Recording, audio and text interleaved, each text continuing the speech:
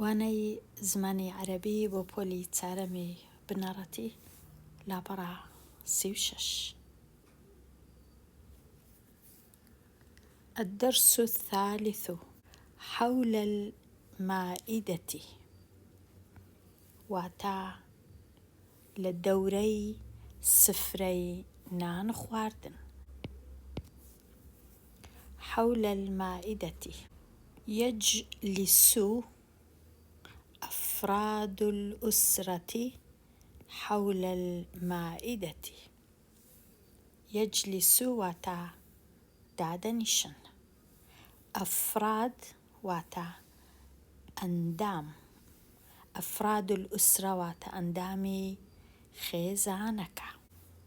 حول المائدة لە دەوروبەری سفرەی نان خواردن.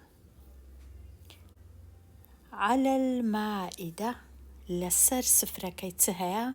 خبز وجبن وعسل وشاي ولبن. لێرە حول المائدة لە دەوروبەری سفرەکەی دانیشتینە، ئەوجا سفرەکەش چی لەسەرە؟ عەلا واتە لەسەر، خبز نان، جبن پەنیر، عەسەل هەنگوین. خبزا وجبنا وعسلا ولبن وشاي. لبن و شایش واتە ماست و چا، کاتە ئەوانە هەموو هەیە لەسەر سفرەی نان خواردنەکە. ڕەنگە پێویست بی ئەمن بزانم کوو وشەی عەرەبی دەنووسم، کاتە تۆزێک دەبی ڕاهێنانی بکەم لەسەر نووسینی وشەکان، بۆ وێنە حەولە دەبی ئەوها بنووسم، حول المائدة، المائدة.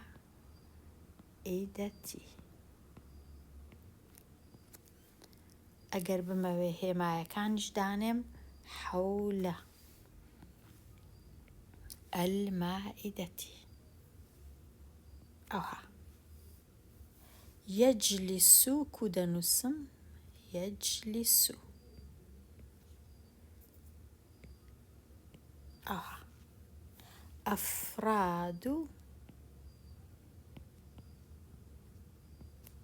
أفراد الأسرة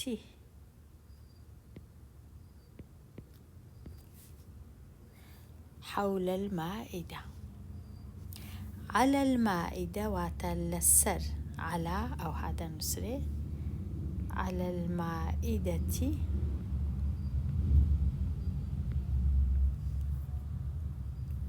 خبز، ئەوها خبز، لێرە دەبی ئەوها بینووسم تەنوین، خبز وجبن، ئەوها تەنوینی ئەگەر ضەممە بوو ئەوها دەنووسرێ، وعسل،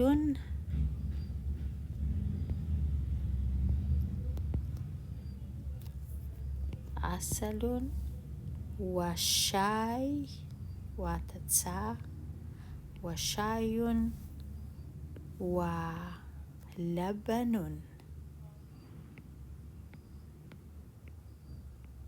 ئەوها دەنووسم. الأب باوکەکە يأكل خبزا وجبنا وعسلا. ئەو هێمایە لێرە دەخینینەوە، ئەوها خبزا، ئەوها گەر بە کوردی بی خبزا، جبنا وعسلا. نان پەنیر و هەنگوین. لۆ مودەکەر، لۆ پیاوان لە کاتی هەبوونی کردار یان کار دەبی لە پێشەوە PTE هەبی، يأكل، يشرب، يكتب، يقرأ. بەڵام لۆ مؤەنەث لۆ خانمان بۆ وێنە لێرە الأم واتە دایکەکە، تەئکولو دەخوا، چ دەخوا دایکەکەی؟ خوبزەن وەلەبەنەن، نان و ماست. تەئکولو الأم تەئکولو، تەکتبو تەقڕەئو، ئەوانە هەمووی دەبی تئی پێوە بی، کارەکە. ئێستا سازان دوو خاڵە هەیە، واتە ئێستا چێیە ئەو قسانە دەکا؟ سازانە. سازان دەپرسی، پرسیاری هەیە، چ دەرێ؟ ئەینە الحەلیب یا ئومی، ئەینە واتە لە چێیە، الحەلیب واتە شیرەکە، یا ئومی واتە ئەی دایکە، دایکە. لێرەش هێمای پرسیار هەیە. دایکەکە وەڵامی دەداتەوە الأم و ئێستا قسان دەکا، وەڵامی دەرێ الحەلیب فی المەطبەخی، شیرەکە لە چێندەرە؟ لە چێشتخانەیە، لە مەطبەخە. پاشان تذهب سازان إلى المطبخ وتجلب الحليب، سازان دەچیتە چێشتخانەکەی، تذهب واتە دەچی، تەجلیب واتە دەینی، شیرەکەی دەینی. شوان يشرب حليبا وشايا، حليبا وشايا، شوان شیر و چای دەخواتەوە، يشرب. سازان تشرب حليبا. التمرين الأول، اقرأ بخينوا. أحمد نجار يصنع كرسيا، أحمد دارتاشا، يصنع واتە دروست دەکا، چ دروست دەکا؟ کورسیەکی دروست دەکا، كرسيا. الكرسي من خشب، کورسیەکە لە چ دروست کرایە؟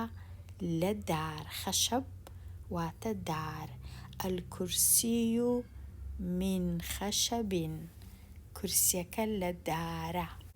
هێمن قصاب يلبس قميصا، هێمن گۆشتفرۆشە، قەسابە، قەمیسەکی لەبەرە، يلبس قميصا.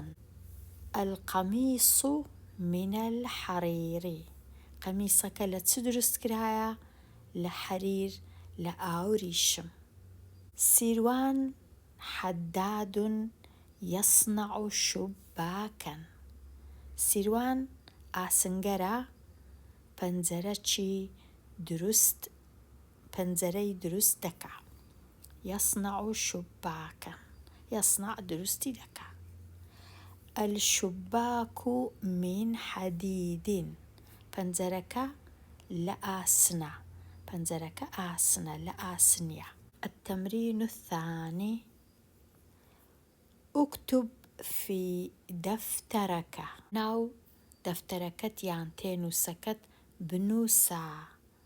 ڕستەی یەکەم، الأب يأكل خبزا وجبنا، کەواتە پێویستە بنووسیەوە ئەو ڕستەی الأب يأكل خبزا وجبنا، وجبنا واتە باوکەکە نان و پەنێری دەخوا، بە کوردی دەخوا لە کۆتاییە، بەڵام بە عەرەبی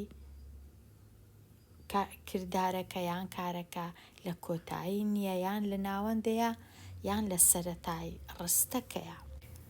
ڕستەی دووەم، الأم تأكل خبزا وعسلا، دایکەکە نان و هەنگوینی دەخوا، چونکە دایک مؤەنەثە دەبی برین تەئکولو، چونکە باوک مودەکەرە دەبی برین یەئکولو.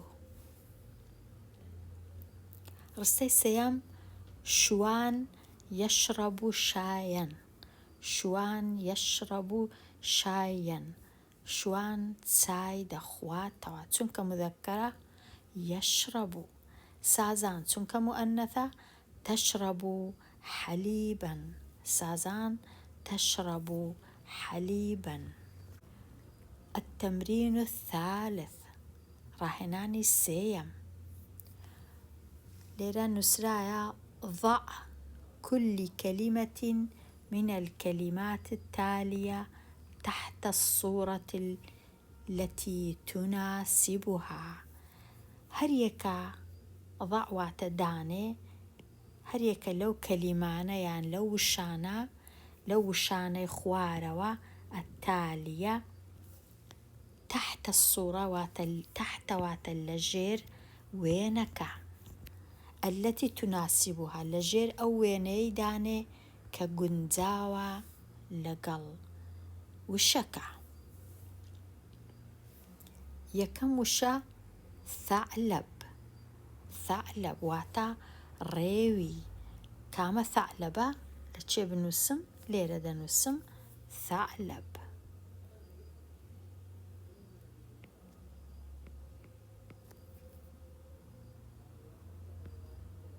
ئەوها ثعلب. پاشان وشەی دووەم محراث. محراث کامە محراثە؟ ئەوە محراث.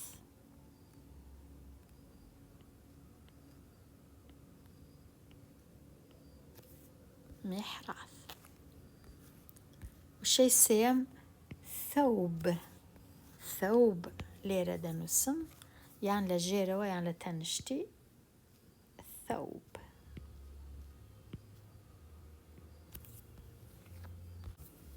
پاشان ئیثنان. ئیثنان واتە دوو دانە. کامە دوو دانەیە؟ ئەوە دوو دانەیە ئیثنان.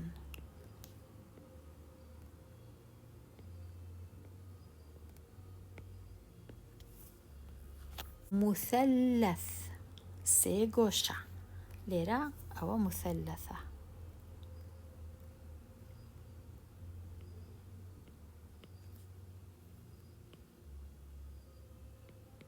مثلث.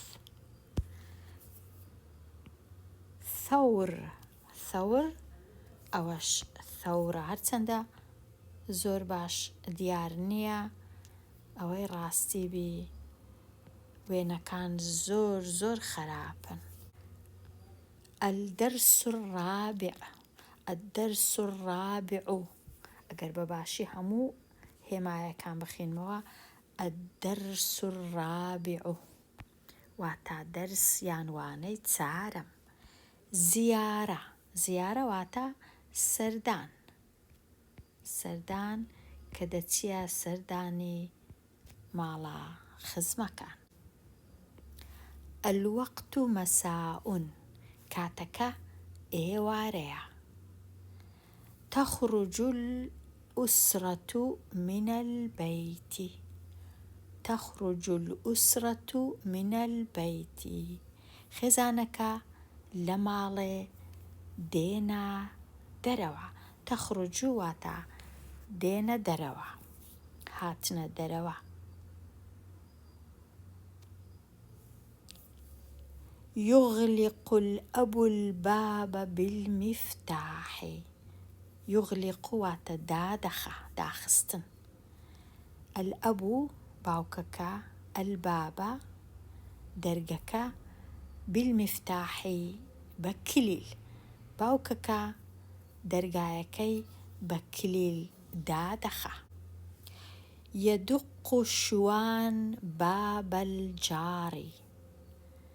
شوان لە دەرگەی ماڵی جیرانەکەیان دەدا. يدق واتە لە دەرگەی دەدا. الجار واتە دراوسێ، هاوسێ، جیران. الجار. يدق شوان باب الجار. يفتح كارزان الباب. کارزانیش دەرکەکەی دەکاتەوە. يفتح واتە دەکاتەوە، کارزان الباب. يفتح كارزان الباب کارزان دەرگەی دەکاتەوە. کارزان لە کاتی دەرکەکردنەوەکەی چ دەرێ؟ ئەهلەن وەسەهلەن بیکم. ئەهلەن وەسەهلەن بیکم واتە بە کوردیەکەی واتە بەخێربێن. بەخێربێن یان زۆر بەخێربێن یان بەخێر هاتن.